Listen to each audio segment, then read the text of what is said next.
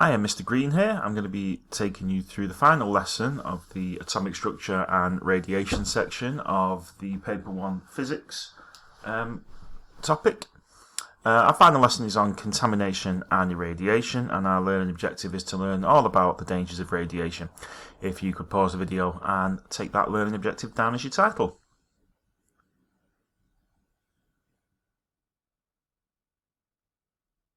Okay, we'll start as we generally start with some retrieval practice. 5 questions here for you to have a go at. If you could pause the video and attempt those 5 questions now.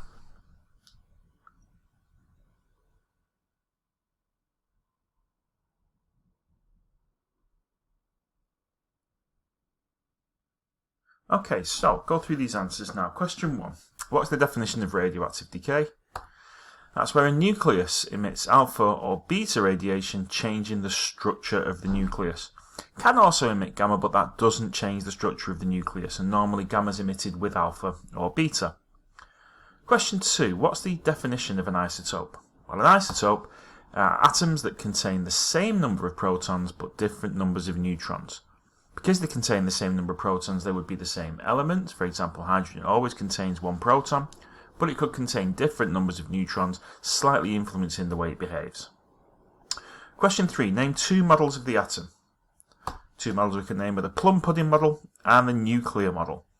Plum pudding model was the massive positive charge with negatives dotted through it, like plums in a pudding. And the nuclear model is the center nucleus containing protons and neutrons with electrons orbiting around the outside. Which of those models is the most widely accepted model we use today? Well, that would be the nuclear model. Again, lots more research, lots more evidence placed into there, and our knowledge of that changes almost week by week as we do more and more experiments on it. 5. Which equipment could we use to detect the count rate of a radioactive source? Well, this would be a Geiger-Müller tube. Clicks every time a radioactive particle hits it, so it can tell you how many counts are released per second. Helps us in order to work out half-life of an object as well. Okay, so today's learning outcomes. We're going to suggest ways of protecting ourselves against radiation and describe and explain which types of radiation are the most dangerous, looking at contamination and irradiation, the differences between them, and seeing some uses as well. Okay, so quick starter. At the bottom of the screen there you have 6 words. Each of those words will fit once into the gaps in there. If you could pause the video and try and fill the gaps in to state which are the different ways radioactive sources should be handled. So if you have a go at that now, please pause the video.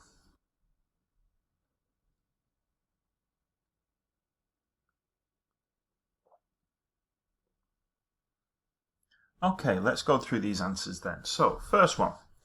What you would first do is use protective clothing. You'll have seen images of radioactive clothing people use to try and protect themselves from it, with a hood, with a big smock, and with thick gloves, to try and stop you from being exposed to it. What sort would you use to handle sources? You would use tongs to handle sources, very long-handled tongs, which keep the source as far away from you as possible. So again, you keep your distance from that. Your exposure time, you would minimise. Don't spend as little time as possible with the source. So don't hang around. Don't make sure everything's prepared before you start using that source, so you're not with it as much as you should be. Store sources in what containers with clear what? Well, you need to store them in shielded containers with clear labelling. You don't want them in anything flimsy, because then the radioactive material or the emissions can come out from there. Again, remember, alpha's blocked by a few centimetres of air, but beta and gamma could then go from any containers that aren't shielded. And it needs to be labelled clearly so it's not taken by mistake or used by mistake.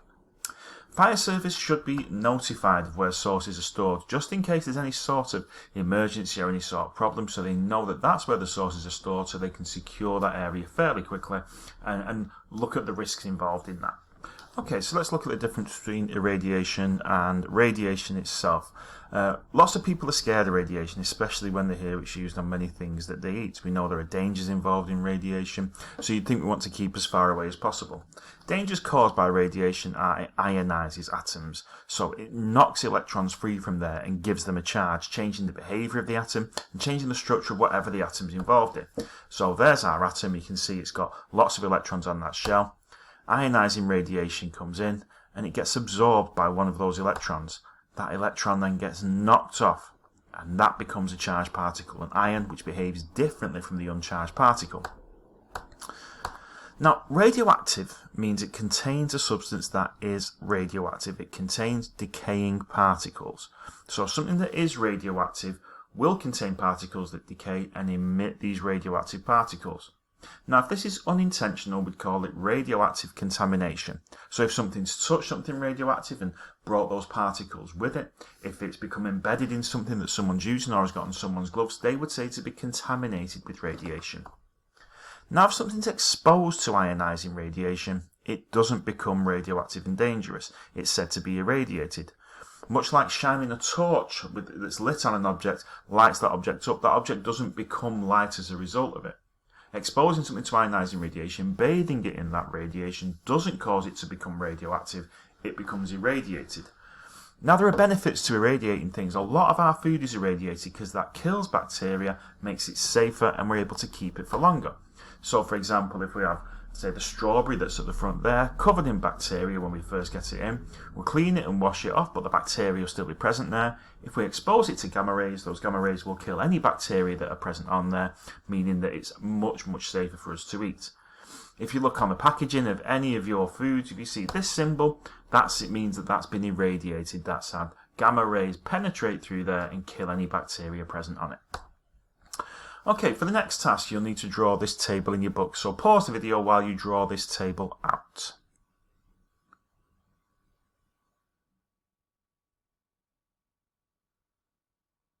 Okay.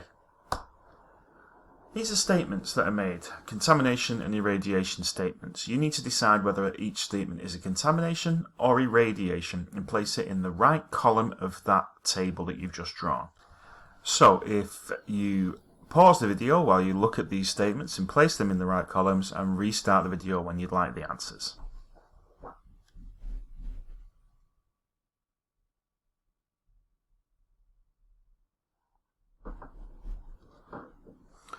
Okay, let's have a look at these answers then. So, first one. Person breathing in radon gas, that is irradiation. That's not becoming part of the person, that's passing through them, and as it passes through them, it will then irradiate them. Contamination. Clouds containing radioactive materials. They contain those radioactive materials. They're emitting it, so it's been contaminated. Teacher having an X-ray scan. That's irradiation. Not becoming radioactive as a result, not emitting them, just being bathed in that. Rocks containing radioactive uranium. They contain the uranium, so they are contaminated with it. Banana you had as a snack containing radioactive potassium. Part of it, so it's contamination. And radioactive dust getting caught up in a person's hair, that's contaminating that person's hair. That will be then emitting radiation. Final two, person injected with a radioactive tracer, that's going to pass through the body again, and it's going to irradiate as it passes through. And cosmic rays constantly hitting the Earth from space does not make the Earth radioactive, it just bathes it in that light and it's irradiating it. So let's have a look at a couple of uses of radiation. What we see on the board here is a method for ensuring either the thickness of paper or metal will be correct. We have a source of beta radiation going through there, and we can see a Geiger counter underneath counting that. Now, depending on the thickness of that metal, more or less beta radiation will penetrate through. The thicker the metal is, the less beta radiation penetrates. Now, it's important we have the right, say, thickness of metal for things like aeroplane carriages and fuselages. If it's too thick, then it would use too much fuel. If it's too thin, it would be dangerous to fly. So to ensure it's the right thickness, we set this beta radiation so that the amount that passes through would correlate to the right thickness. If it's too thick, then less radiation gets through. It sends a message through to those rollers that it needs to squash it a bit more so it becomes thinner. As it becomes thinner, more radiation gets through. If too much comes through, it sends a message back to the controller saying this is too thin. You don't need to press as hard. The rollers don't press as hard. So the detector measures the amount of radiation passing through to measure the thickness, and then you can vary the pressure to produce the required thickness of that. Another use of radiation is as a medical tracer. So substances that emit gamma radiation are used as medical tracers because it passes easily through many substances. So example on the board there, example showing you there, a radioactive tracer has been injected to someone to identify a blocked kidney. If the detector reads up and down, there's no blockage, but if the detector goes up, and stays up, a blockage is present. You can see from the picture on there, it's stayed within that kidney. Now, for a medical tracer, it's really important that we use a radioactive substance with a small half-life, of a few hours maybe, and it's used as a trace so it can be tracked through the body, and it's no longer any activity in the body once it's used. So it really, really breaks down very, very quickly. So it's very, very low activity after a short amount of time. Carbon dating is our final use. It can be used to find the age of ancient wood and other organic materials. So only materials that were once living can we use carbon dating on. Living wood contains small amounts of radioactive carbon, and that has a half-life of 5,600 years. Once it dies, that count then starts to decay. So we can tell the point that thing died. We can tell how old it is. The count rate of the sample can be taken and compared to a living sample, and then once we compare it, we can determine how old it is. So the approximate age can be determined by looking at the amount of carbon-14 remaining in that sample. Use a graph very similar to this. We can see the percentage of carbon remaining. If it's 50% carbon, that's 5,700 years. If it's 40% carbon, that would be between 5,700 and 11,400. 10% carbon between 17,100 and 22,800. Again, we can get more detailed graphs on this so we can see exactly when something died. Now, how dangerous is radiation? It depends on four things. It depends on the type of radiation, how active the source is, how far you are from it, and whether it's inside you or outside your body. As an example, we need to look at this. This is a Russian man called Alexander Litvinenko. Now, Alexander Litvinenko was killed when he ingested a source of alpha radiation in a spiked cup of tea. Outside his body, that wouldn't have been dangerous to him at all. His skin would have blocked it. But once it was inside, because it's so so ionizing, it ionized almost every cell as it was going down. Gave him cancer, and within 3 or 4 days, he died. If we look at the dangers of radiation one by one, alpha can be blocked very easily by the skin, but beta and gamma can pass in and pass through you. Outside the body, beta and gamma are most dangerous because alpha is blocked by the skin. But inside the body, alpha is the most dangerous because it is the most ionizing. Radiation will ionize atoms in living cells, causing them to get cancer or leukemia, so it is a big issue. Okay, 4 questions on your progress check. Please pause the video so you can go through these answers and restart when you'd like them. Okay, let's go through the difference between irradiation and contamination. Irradiation is exposure to a radioactive source. Contamination means it contains material undergoing decay. Which is more harmful, alpha irradiation or alpha contamination? Contamination, because if you're irradiated with alpha, it can't get through the skin, whereas if it's inside the body, it causes a lot of harm. 3 ways workers can protect themselves against working with radioactive sources. That was right at the start. So we've got protective clothing, limit the time you're exposed to the material, handle sources with tongs to keep your distance. And how a radioactive source is stored and explain why.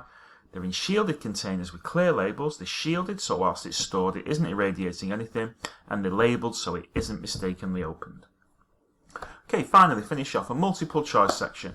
So if you pause the video, have a read through there, and choose the answers you think are correct. Please restart when you would like the answers.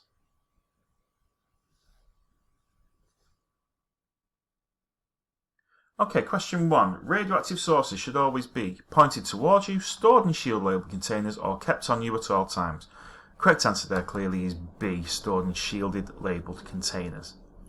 Question 2. Irradiation is that exposure to a radioactive source, when radioactive source gets on a material, or when radiation stops. Correct answer is A, exposure to a radioactive source. 3. Contamination is, same 3 answers, exposure to a radioactive source, when a radioactive source gets on a material, or when radiation stops. Correct answer is B, when a radioactive source gets on a material, it contaminates it. And the most dangerous form of radiation inside the body is, that would be alpha. It's the most ionizing and it can't get out of the body, it can't pass through without ionizing something. Okay, hopefully that was useful. Please review all the lessons on atomic structure and radioactivity so you know what you're doing with those. Thanks so much for listening. I hope it was useful. Goodbye.